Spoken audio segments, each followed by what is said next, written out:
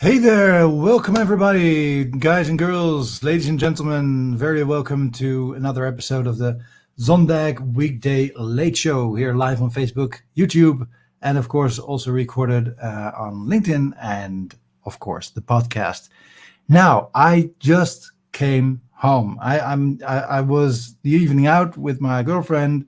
We actually went to live music, which is beautiful. If you have been in lockdown for nearly like 7, 8 months now, right? Not going out really like we used to be, and then be able to be in this kind of theater with 25 people and 6 feet between each other, and listening to musicians, some guy playing on the piano, some girls singing, people playing on the violin and the cello.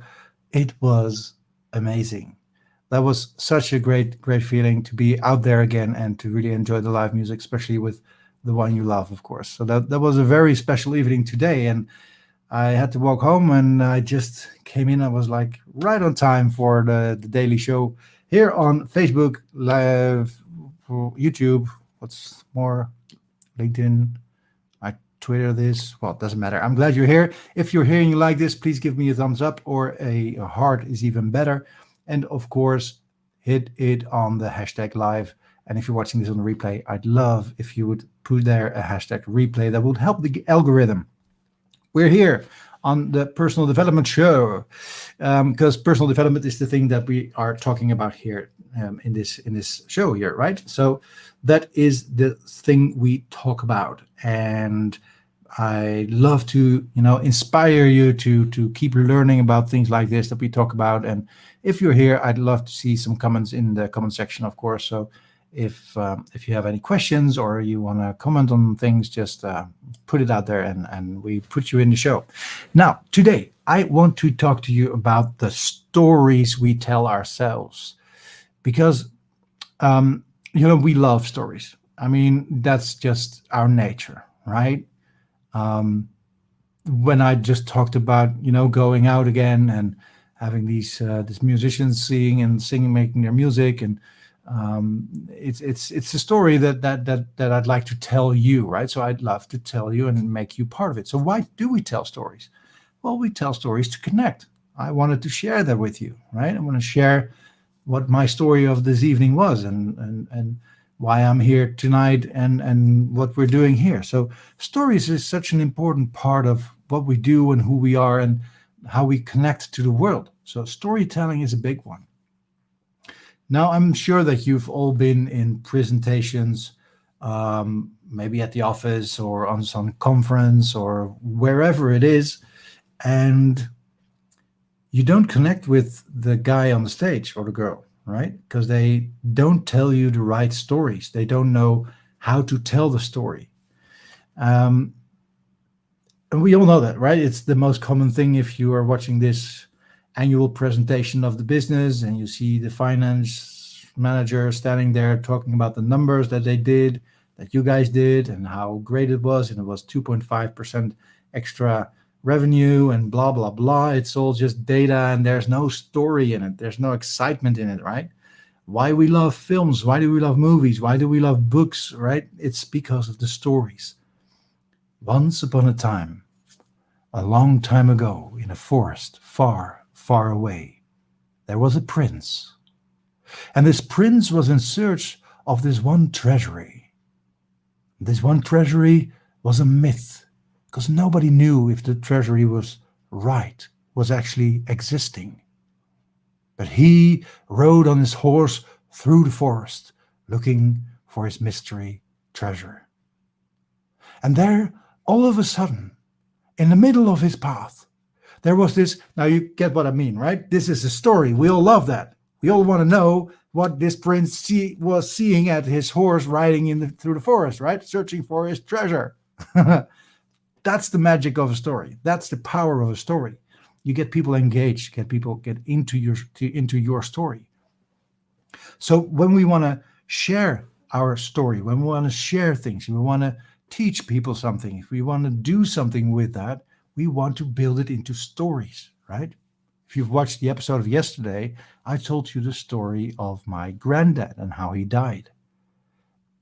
I did that in purpose to tell it through a story. Right? I could have said, my granddad, he died at February 19th, 1986, and I was 13 years old.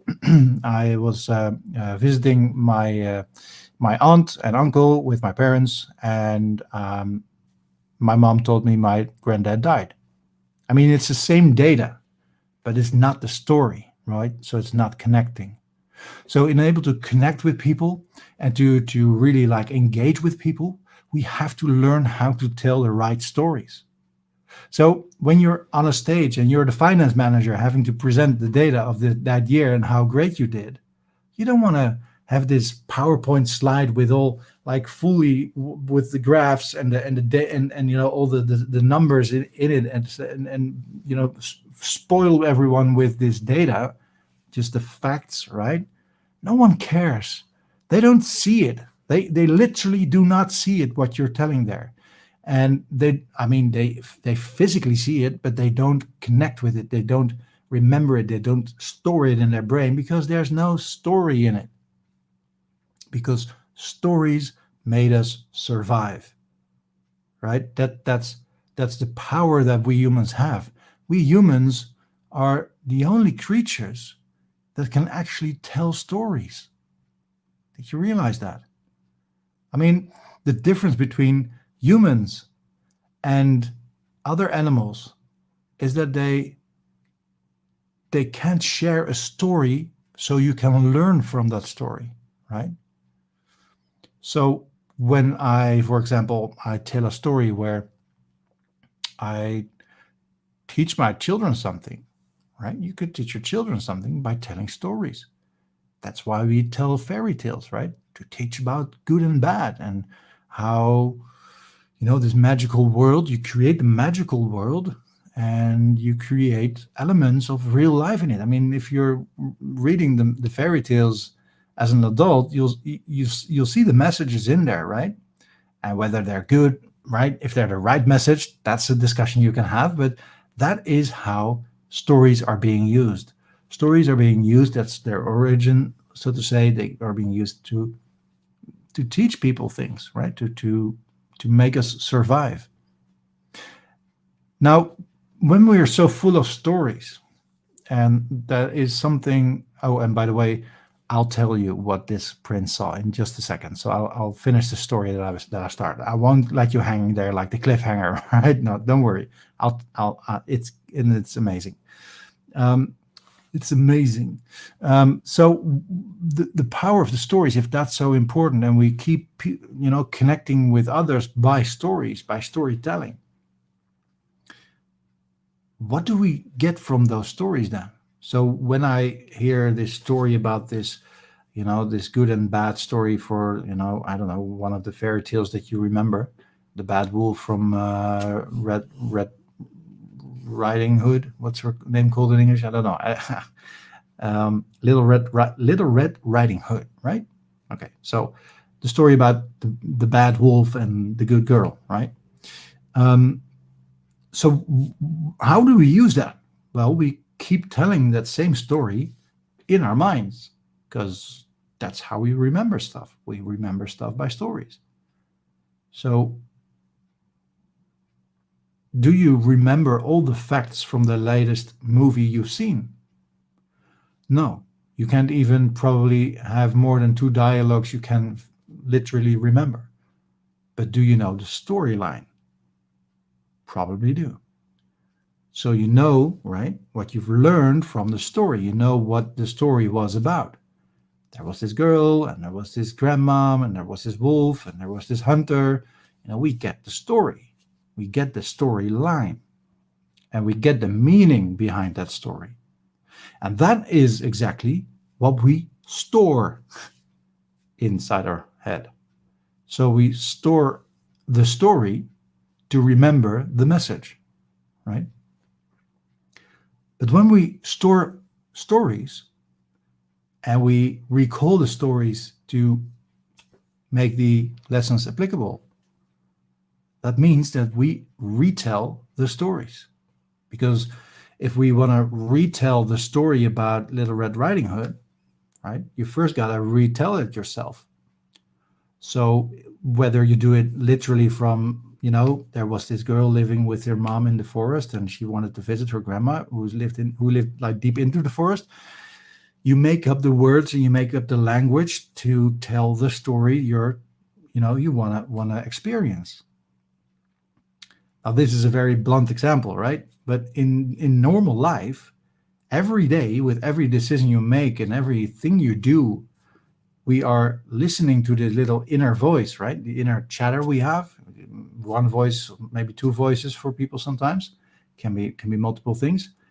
The way, if that's what you're seeing, um, if that's what you're doing, right? If that's what you're telling yourself, these inner stories become our decisions, right?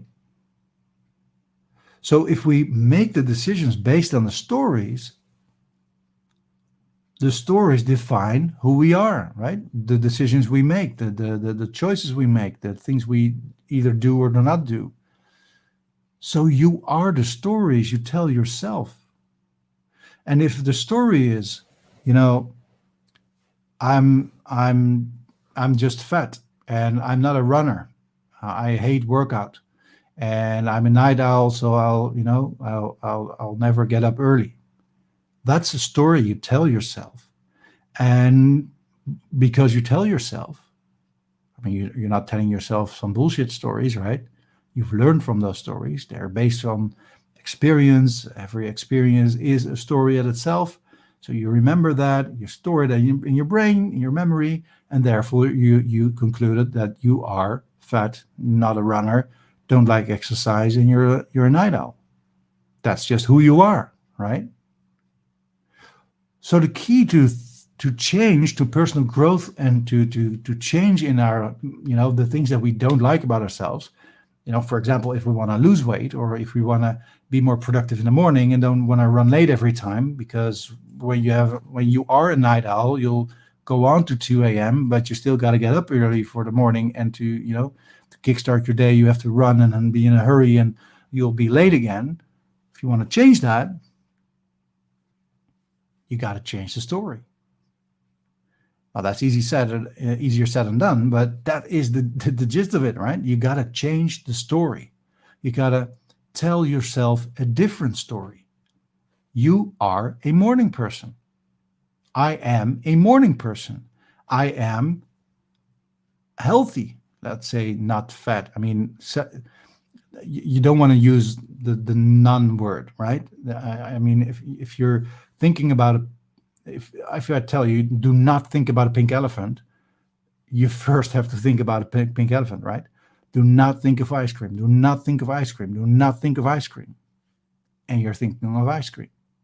So you don't want, I mean, your brain doesn't know the word not or no, or, anything that is like that type of words. So we don't want to use those words, right? So you don't want to use the words don't or not or no or things like that. You want to try to find the positive notes in that. So if I say I don't want to be fat, my brain registers be fat, right? I want to be fat. I don't want to be fat. I want to be fat, right? That's not the message I want to tell myself. Like there are people that keep saying, "Oh man, that is so sick. Wow, that is really so sick. Your car, man, that's really a sick car." You're telling yourself you're sick, I'm sick. Why would you tell yourself that, right? Words have meanings, right? We have connected meanings to words because those were the stories connected to the words. So we want to use the right words to tell the right message, right? So in that matter, if you don't want to be late every morning and like be in a hurry and be stressed out because you overslept again, and you gotta run and hurry for getting the bus and be at work or whatever you're late for. If we want to change that, you got to change the narrative. You got to change the story. You got to change the story from I'm a night owl to I'm a morning person. And once you tell that story often enough, and you start doing the things you need to do to become that person, you'll notice that it becomes far more easier. Because if you keep telling yourself, I'm not a morning person, but I'll get up at 6 a.m. or 5 a.m. on discipline because, I'm a tough guy. I can do this on discipline. It's not going to work, man. Discipline always loses from nature, right? Biology always wins from discipline. Discipline is good. Sometimes we need discipline, right? But if you are motivated because you understand that it is something you truly desire, that it is something you want, you are motivated for that because, you are a morning person, you believe that, you start believing that. We believe the things we tell ourselves, right? If you tell a lie often enough, people start believing it's true. That's just how it works. And that's exactly what's happening here. So lie to yourself. Fake it till you make it, what they say, right? You got to tell yourself you are a morning person. That's how I trained my running, right? I've been telling myself I'm not a runner. That's why I gave that example, because that's from myself. I've always told people I'm not a runner. I don't like running. There's not. I don't see the fun in it. It's just exhausting, and I'm way too heavy as well to be a good runner. So I'm not a runner. And last year I did this exercise where I was like planning my life for like 1 year, 5 year, 10 year, and one of the topics, one of the circles of the life circle was health. So I thought, well, I am very overweight. I was like 225 pounds, 225 pounds, something like that. So I was way overweighted and I didn't work out enough. So I want to run 5 kilometers, which is like 3 miles, or 2.5 miles, 2 miles, something like that, 2.5 miles. Let's say 2.5 miles. I want to be able to run 2.5 miles, 5 kilometers. And I knew that I had to change my story. So I keep telling myself, I can do this because I am a runner. Now, the first day that I started running, it was maybe 100 yards or 200 yards. And I couldn't run anymore. My legs hurt. I was out of breath. I was out of shape, of course. So I stopped running and I kept walking, right? And then when I caught my breath, I started running again for another 100 yards. And 100 yards is a lot of meters, right? That's a lot if you have never run before, right? But gradually, throughout the weeks and the months, and it took me 3 months with regular walking, not every day, but regular during the week, to run 5 kilometers. And then I knew if I can do 5, I can do 10. And maybe even more if I want, right? So I built it up, and within 5 months, I was able to run 10 kilometers, which is around 5 miles, something like that. For someone who told himself for 46 years he's not a runner. And then I changed my story. I changed my inner story. So I got up in the morning, I put on my shoes, and I started running.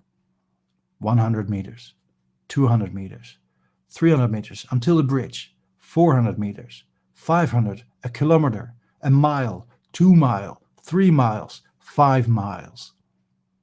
And it took time, right? And it took a lot of sweat and no blood. Well, no, not really blood, right?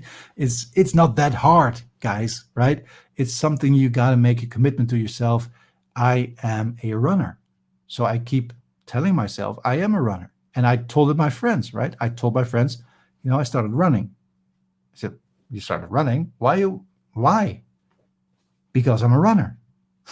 You're not a runner. You've never run in your life. I know. But now I changed that. And now I'm a runner. But you're not. How much kilometers did you run? 100 yards. So I'm a runner because I ran 100 yards. You're crazy, man. I know, but I'm a runner. So I kept telling myself and everyone who wanted to hear me, I kept telling them I am a runner. And because I did, I changed my story. I changed what I am, right? Because I defined by myself who I want to be. I don't let others define who I have to be. I choose in the end always what I want to be because I choose the stories that I tell myself. And of course, there are a lot of stories I tell myself that I want to work on, right? It's work in progress for everyone for the rest of your life because once you got this story into your system, you might find something. For example, I am a runner, so I love running, right? Now, I got in a car crash and I break my leg, so I can't run. That could make me feel really miserable because you know what? I'm a runner. And what's worse for a runner to not run, right? That's a disaster. So my story isn't helping me anymore. So I need to change the story again. So it is okay if you change your story, right? That's totally cool, totally fine. I mean, when you change through life, life changes, and you need to change your story. You need to choose the stories you tell yourself that will help you to get where you want to become and where you want to be. And what even helps even better is to not only tell the stories, tell them to as many people as you want, right? That's who you are. So, who are you? Describe yourself. Well, I'm an accountant. Okay, so but is that just who you are? Is that just yeah, I'm an accountant. Okay, well, I thought you were a dad. Yeah, I'm a dad too. Ah, so you can be more than one thing. You are more than just one story, right? We're a collective of stories. What we tell ourselves we are. I'm not an accountant, so I've got this story that I'm not an accountant, right? I've got a story that I'm a coach and that I'm a consultant. That's the story. I'm a lot of things. I'm a brother, I'm a lover, I'm a boyfriend, I'm a son, right? There are a lot of things. I'm a neighbor, I'm an employee, I'm an entrepreneur. There's so many things I am. I'm a tennis champion. Well, I won one tournament once, so that made me a champion, right? So it's the story you tell yourself. And I'd rather tell myself the stories I like, right? I like the feeling of being able to tell myself that I am a tennis champion, right? Because that makes me feel good, makes me feel proud of myself. Now, do I want to compare myself to Roger Federer? Well, of course, it's getting close, but no, not really. Of course, right? He's a champion on a different level. I mean, there are championship levels, right? But nevertheless, I mean, why would I change my story to I'm better or worse than someone else who can also play tennis, maybe a bit better than me, but that's okay, right? You don't want to compare yourself to others. You want to compare yourself to yourself. So I'd rather say that I'm a tennis champion than that I would say I suck at tennis. Because, if you would see me play against Federer, you would say, okay, that guy really sucks at tennis, right? But I don't want to tell that story to myself because that's not helping me. That story is not helping me. It does help me that I feel that I can win a championship in a tennis game because I've proven that to myself, so I can believe that, right? It's true. It's actually happened. It's true, right? And that's the story that helps me. So use all the stories in your life that help you get towards what you like and what you desire and what you want, that makes you happy, that makes you feel good. If you're saying, I'm an introvert and I don't, I can't talk to strangers and let alone to speak on a stage, that's just no way, man. That's just not me. I can't do that. You are always right. Whatever you tell yourself, you're always right. But does it help you? That depends. If if you became a manager of your department and you need to present the annual data of your finance, your finance department, you got to learn how to talk to strangers or to talk on a stage to public, right? And keep telling yourself that I'm not a talker. I'm not talking to strangers. I don't like to do public speaking. That's just not who I am. That's not helping you. The story is not helping you. So you got to change the story. And the story can start off as, well, once there was this little boy, and he had this experience where he had to do his speech in front of his classmates, and it was about his hamster. And this little story, or this little guy, this little boy was 6 years old and wanted to tell the story, the class about his hamster. But the kids didn't listen to him, and some kids back in the room started to giggle. So they must have made fun of the little boy. So the little boy got sad, and he stopped, and he never talked again on the stage. Now that little boy became older, and that little boy decided that he wanted to change something in that story, that he wanted to see the world in a different way, and that he would love to learn the new skill and to get over his anxiety, to actually be able to talk to his colleagues on the annual meeting and present them the numbers. And that's the story that I'm in. I am in the story where I want to learn how to be a public speaker. So one day in the future, I can see myself standing at the stage, being all confident because I know what I talk about, because I understand what my message is, and I know that my message has something to say to these people. I know that I can bring value to that group of people. And I stand there. I see myself standing there, talking with confidence and flair and humor, and people laugh. And I point at the PowerPoint that I created, not my assistant. I created it myself. So I know exactly what the PowerPoint is about, and I know exactly the story that I'm going to tell. And I'm telling it, and I'm passionate about what I'm telling. And people are enjoying it, and they're laughing, and they're enjoying the stories that I'm telling them about the numbers that I just presented. And in the end, I see myself standing there, finishing off and say, so let's make next year an even better year. And there becomes this wild roar through the audience, and they start clapping and applauding. And that's what I see. I can see the smiles on their faces. They believe in the same message that I believe, because I had an idea in my mind and I just gave them that idea as well through my speech and my presentation. That's who I am. Now, is that a great story to tell or what? Right? Wouldn't you want to have a story like that? Well, you can. I just made it up.